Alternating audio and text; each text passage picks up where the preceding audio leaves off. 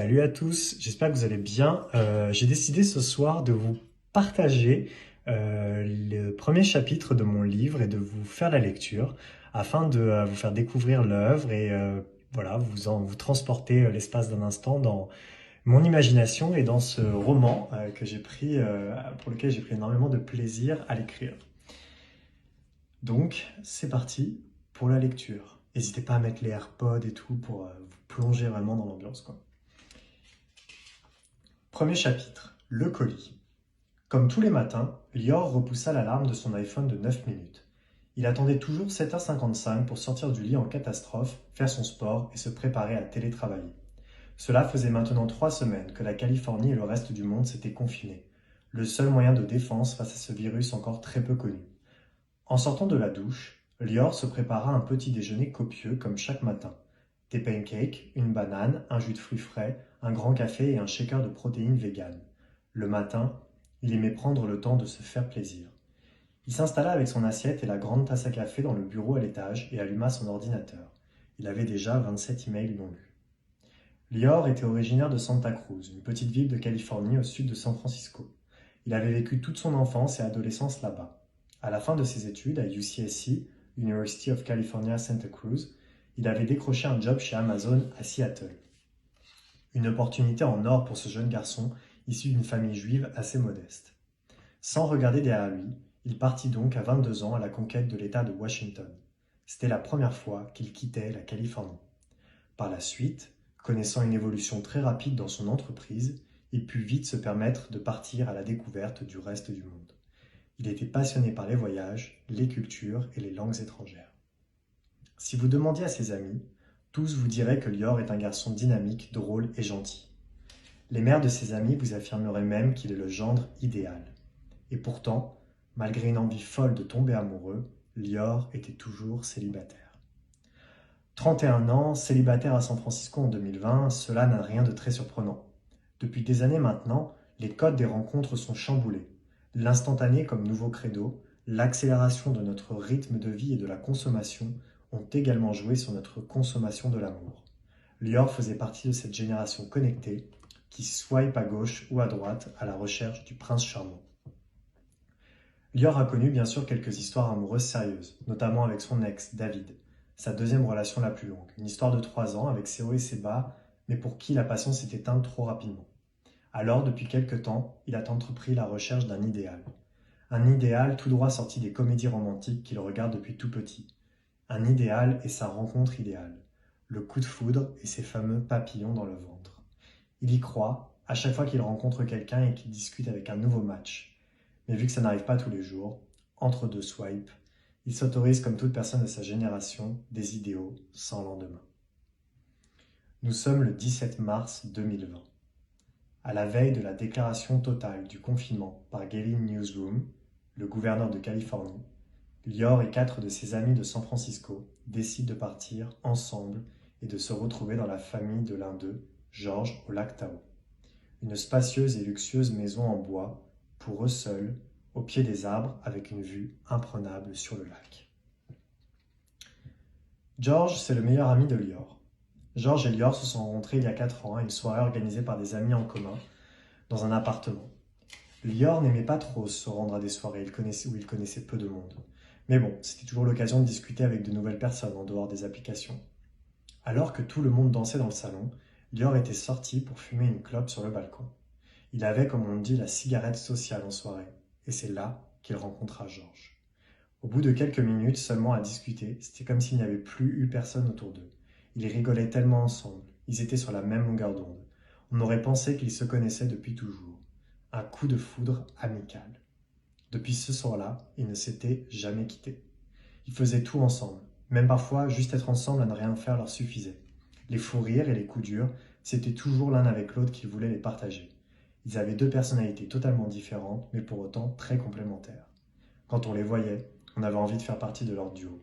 Ils étaient comme 2 frères. George était originaire de San Francisco. Il ne travaillait pas, la situation très confortable de sa famille l'en dispensait. Dans la maison, près du lac où ils étaient confinés, il passait ses matinées à lire les romans sur son iPad au lit avec Camille, son petit ami. George et Camille s'étaient rencontrés à Paris 6 mois auparavant. et Camille avait tout de suite décidé de venir s'installer à San Francisco. À défaut de travailler, George se prêtait au jeu de l'hôte parfait. Il attendait bien entendu de recevoir de nombreux compliments en retour, ce à longueur de journée, de la part de ses amis. Chaque midi, ainsi, George attendait Lior, Nate, Taylor et Camille dans la grande salle à manger où il dressait toujours une belle table. George avait le don de réaliser d'excellents mets. « Tout est dans l'assaisonnement », disait-il. Ce confinement poussait les gens à apprécier les choses simples, le strict minimum. Et un bon repas entre amis faisait figure de saint Graal. Ce repas du midi, c'était l'occasion pour nos 5 amis de se raconter leur matinée à tour de rôle. Un rituel qu'ils avaient mis en place pour maintenir de l'animation pendant ces longues semaines de confinement. Le plus souvent, c'était Taylor, le coach de sport de la bande, qui animait la conversation.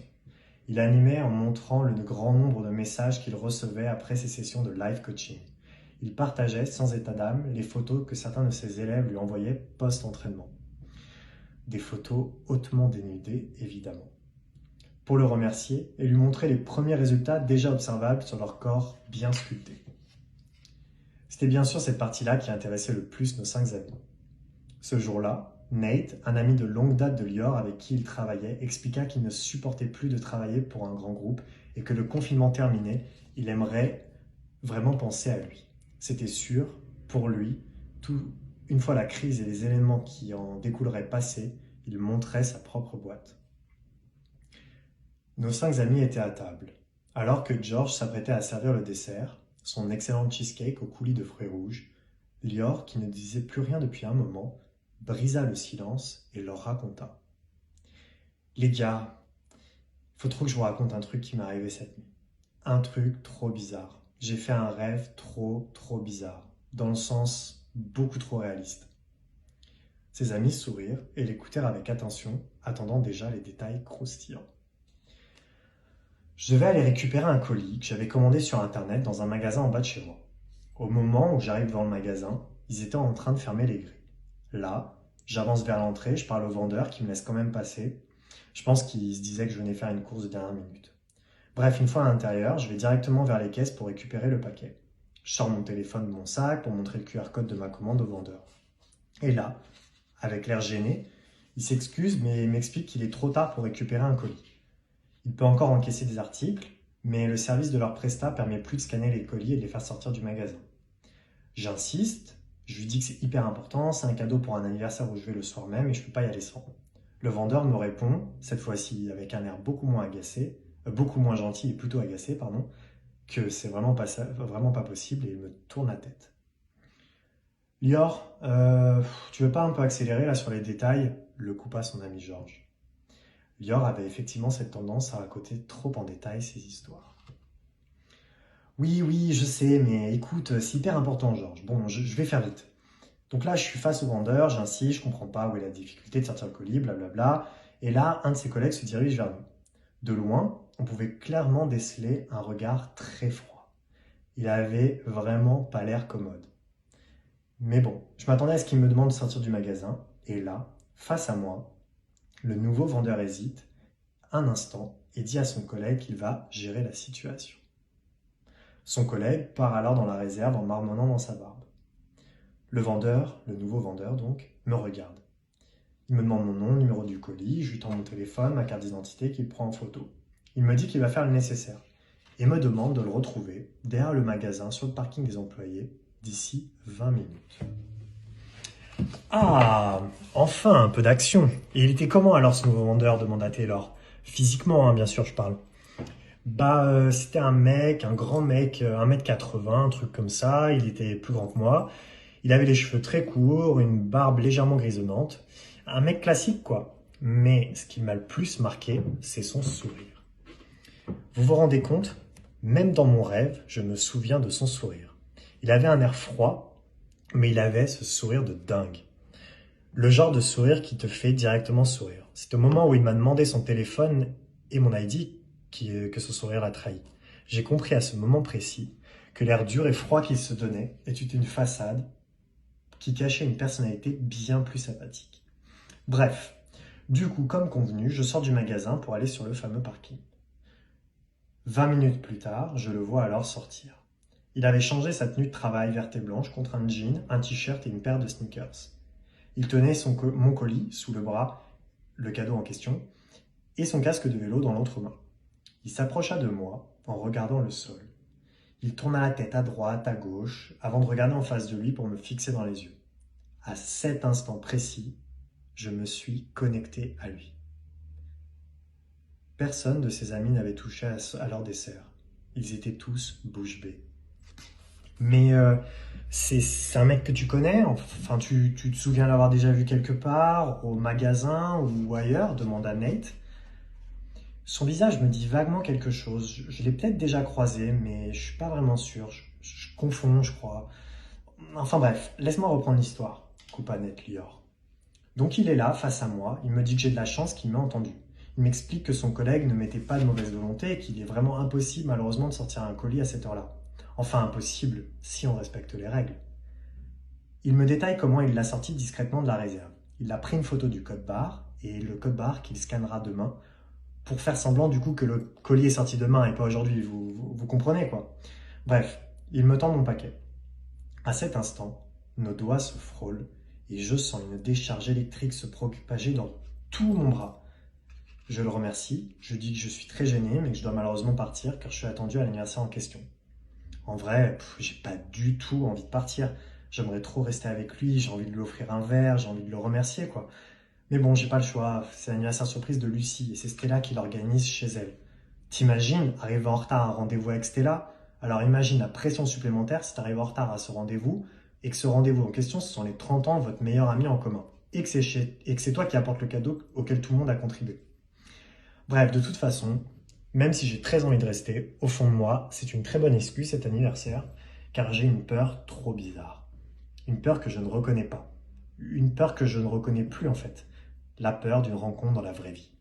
Du coup, un peu lâche, je le remercie et je m'en vais prendre mon Uber. Dans la voiture, je pose le cadeau en question, je sors mon téléphone et là, 30 secondes à peine plus tard, je reçois un message sur Instagram. Nouveau message de Jay. Je swipe. Bon anniversaire à ta pote. Passe une bonne soirée. Et après? Demandèrent en même temps Nate, George, Taylor et même Camille qui avait décidé d'arrêter de défiler les photos sur son Insta pour suivre la nouvelle romance de l'été, la love story de Lior.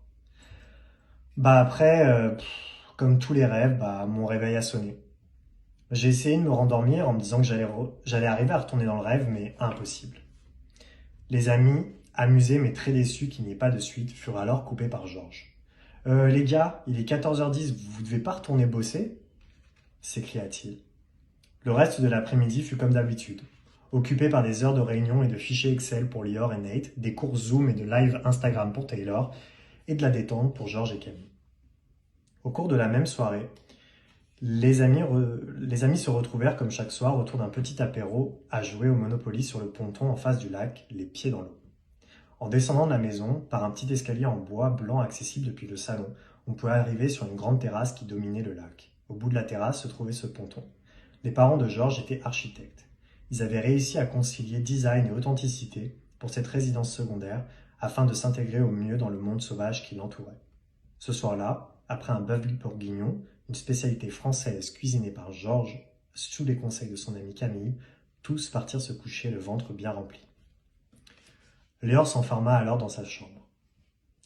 Oh, franchement, cette troisième semaine, ça va être très très long, pensa-t-il à haute voix, tout en retirant son jean et son t-shirt pour se mettre au lit. Il consulta rapidement son téléphone et répondit à quelques messages en attente de ses amis restés à San Francisco. Beaucoup d'entre eux étaient seuls, il prenait donc le temps d'être là pour eux. Il posa son téléphone sur la table de chevet et éteignit la lumière. Comme chaque nuit depuis tout petit, il avait pour habitude de faire défiler la journée dans sa tête pour se bercer. Il repensa alors à cette histoire et ce rêve fou qu'il avait partagé avec ses amis le midi. Cela l'amusait. Secrètement, il était heureux d'avoir fait ce rêve et il espérait qu'un jour une histoire pareille lui arrive. Alors qu'il fermait doucement les yeux, il n'imaginait pas une seconde l'histoire dans laquelle il venait de se lancer.